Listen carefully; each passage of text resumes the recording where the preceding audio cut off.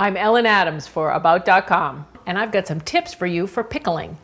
To start, the pickle brines are typically a vinegar, either a cider vinegar or a white vinegar, and spices are added to give it a flavor variety.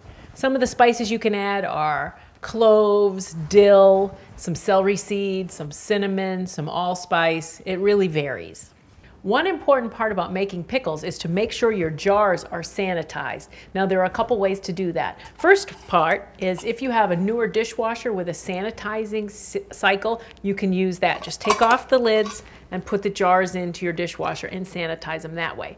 If you don't have that type of dishwasher, that's no problem. All you have to do is take the jars and put them in your canning kettle and put them in and make sure you have enough water in there so it totally covers the jars.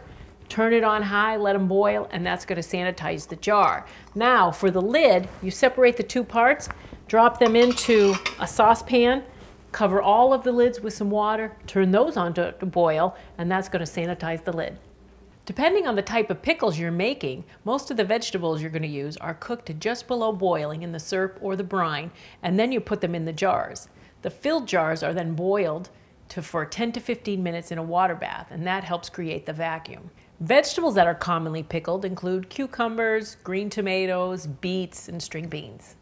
Make sure to sanitize the jars in boiling water or in a dishwasher with a sanitized setting. Make sure you wipe the rim clean of the jar of any brine after you've added the liquid to the jar in order to ensure a good seal. And allow the jar to sit for 3 to 6 weeks on your pantry shelf for all the best flavors to develop. For more recipes like this, check out About.com.